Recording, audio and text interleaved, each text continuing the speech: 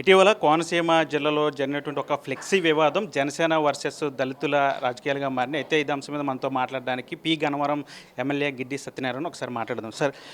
గత కొన్ని రోజుల నుంచి కూడా కోనసీమ జిల్లాలో ఈ ఫ్లెక్సీ వివాదం ఏంటి సార్? అంటే కళ్యాణ్ సీమ అనే ఒక ఫ్లెక్సీ ఏర్పాటు చేయడం నుండి వివాదం అంతా వచ్చిందంటున్నారు, ఏం చెప్తారు? రీసెంట్గా జరిగినటువంటి సంఘటనలు ఏంటంటే అంబేద్కర్ కోనసీమ జిల్లా పి గన్నవరం నియోజకవర్గంలో మామిడి కుదురు మండలానికి చెందినటువంటి అప్పన్పల్లి గ్రామంలో ఇద్దరు ముగ్గురు యువకులు వాళ్ళకి అంటే తెలుసో తెలియకో కళ్యాణ్ సీమ అని పెట్టడం జరిగింది.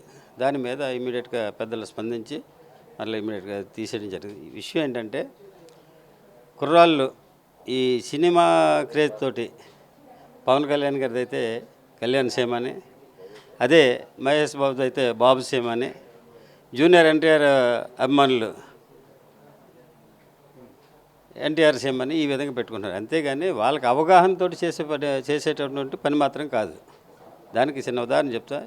అప్పనపల్లిలో జరిగినటువంటి విషయాన్ని మా మామిడి కుదురు మండలాధ్యక్షుడు జేఎస్ఆర్ గారు ఇమ్మీడియట్గా అక్కడ ఉన్నటువంటి పెద్దలతోటి అందరితో మాట్లాడి ఏ విధమైనటువంటి ఇబ్బంది లేకుండా చేయడం జరిగింది.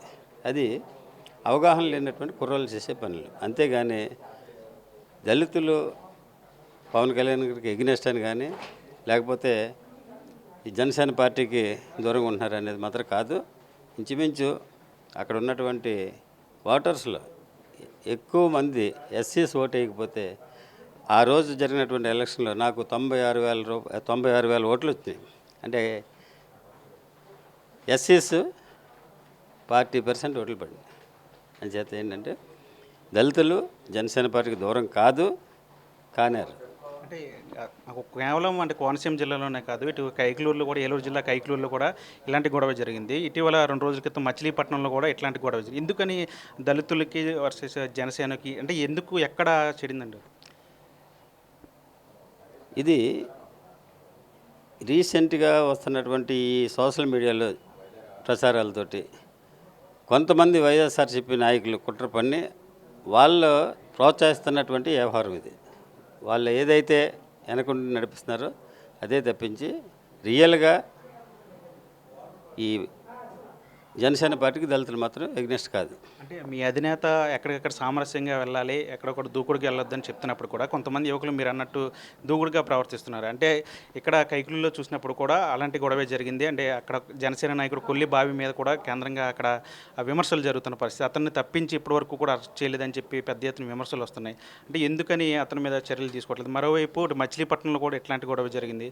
జనసేన కావాలని చేస్తుంది, అంటే దళితుల టార్గెట్గా ఇట్లాంటివి చేస్తారని చెప్పి ఒక విమర్శ వస్తుంది, ఏం చెప్తారు? అది కరెక్ట్ కాదని చెప్తున్నా. ఎందుకంటే మీరే అంటున్నారు యువకులు ఏంటంటే అవగాహన రాహిత్యం. అంతేగాని వాళ్ళు కావాలని లేకపోతే ఏదో తెలుసుండి చేసేటువంటి చర్య అయితే మాత్రం కాదు. తెలియనటువంటి పరిస్థితుల్లో యువకులు కొంతమంది రెచ్చగొట్టి ఆ విధంగా చేస్తున్నారు. అంతేగాని జనసేన పార్టీ తరఫున అయితే దళితుల మీద వ్యతిరేకత అనేది లేదు. మీకు ఉదాహరణలు కూడా చెప్పాను ఇంతకుముందు. ప్రత్యేకించి పవన్ కళ్యాణ్ గారు కులమతాలకు అతీతంగా పెట్టినటువంటి పార్టీ ఇది. అంచేత కులం పేరుతోటి మాత్రం ఏ విధమైనటువంటి దుశ్చర్యలు జరగవు. అంటే సోషల్ మీడియాలో కూడా పెద్ద ఎత్తున విమర్శలు వస్తున్నాయి. కొంతమంది కైకులు అంటే కొంతమంది ఫేమస్ యూట్యూబర్లు కూడా అక్కడికి వెళ్ళి గ్రౌండ్లో వాళ్ళతో మాట్లాడి జనసేన ఇట్లా చేస్తుంది కావాలని, కానీ చర్యలు తీసుకోవట్లేదు ఆ నిందితుల మీద అని ఒక విమర్శ చేస్తున్నారు. ఇది కూడా సోషల్ మీడియా వ్యాప్తంగా కూడా పెద్ద ఎత్తున వెళ్తుంది. దాన్ని ఏం చెప్తారు? Yes, these all are paid artists. ఈ పెయిడ్ ఆర్టిస్ట్ ఏం చేస్తున్నారంటే కావాలని జనసేన పార్టీ మీద, అదేవిధంగా పార్టీ అధినేత అయినటువంటి పవన్ కళ్యాణ్ గారి మీద బురద జల్లే కార్యక్రమం చేపట్టారు. ఇది ప్రత్యేకించి వైఎస్ఆర్సీపీ నాయకుల కుట్ర చేత ఈ కుట్రలో దళితులు ఎవరు కూడా కేవలం సోషల్ మీడియాలో విమర్శ వల్ల ఇదంతా జరుగుతుంది అనుకుంటున్నారు. అంటే జనసేన నాయకులు కావచ్చు, అభిమానులు కావచ్చు, యువకులు కావచ్చు దాడులకు పాల్పడకుండానే ఇదంతా జరుగుతుందంటారా? ఎస్, చెప్పాను కదా ఆల్రెడీ. వైఎస్ఆర్సీపీ నాయకులు చేసేటువంటి కుట్ర తప్పించి జనసేన పార్టీలో ఉన్న నాయకులు కానీ యువత కానీ ఏ ఒక్కరు కూడా దళితులకు వ్యతిరేకం కాదు.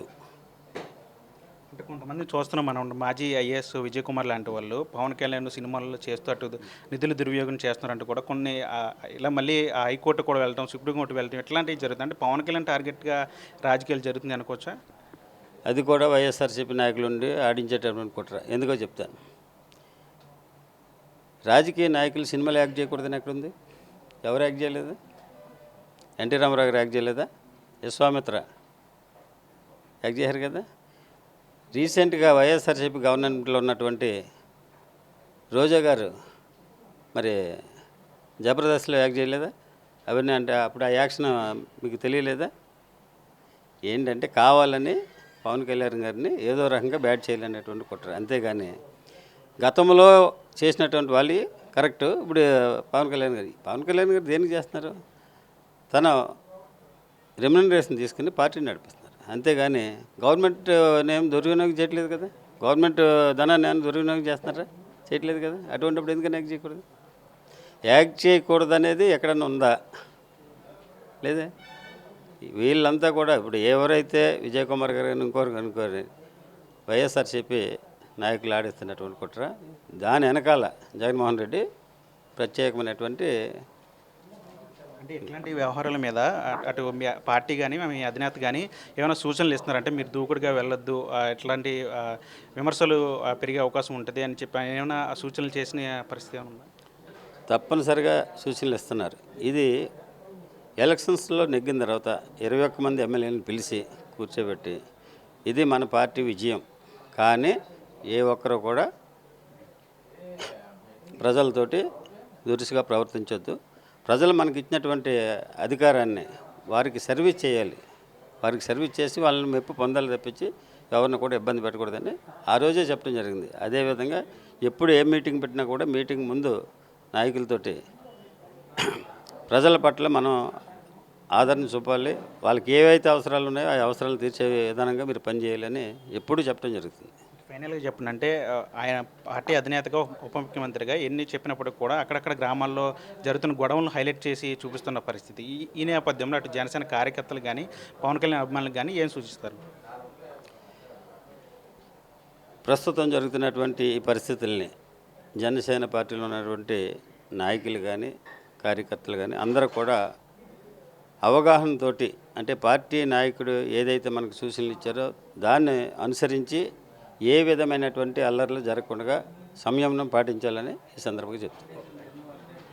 ఇది మొత్తంగా ఎమ్మెల్యే గిడ్డి సత్యనారాయణ చెప్పింది. ఏదైతే అటు పిఎగన్నవరంలో జరిగిన ఘటనలు కావచ్చు, లేదంటే రాష్ట్ర వ్యాప్తంగా జరుగుతున్న చిన్న చిన్న ఇష్యూలు కావచ్చు, వీటన్నిటిలో కూడా కావాలని కుట్రపూరితంగా కొంతమందిని ఉసుగొల్పి ఇదంతా కూడా జనసేన పార్టీ మీద బురజల్లే ప్రయత్నం చేస్తున్నారు. దీంట్లో ఎవరు కూడా దళిత యువత ఎవరు కూడా ఇందులో బలి కావద్దు, అందరూ కూడా సంయమనం పాటించాలి. ముఖ్యంగా జనసేన కార్యకర్తలు కావచ్చు, అభిమానులు కావచ్చు, వీళ్ళంతా కూడా సంయమనంతో ముందుకెళ్లాలని చెప్పి పార్టీ ప్రతిష్టకి ఎక్కడ కూడా భంగం కలిగించే విధంగా ప్రవర్తించకూడదు కూడా ఆయన కూడా చెప్తున్న పరిస్థితి కనిపిస్తుంది. విజయ్తో మనీ RTV విజయవాడ నుంచి.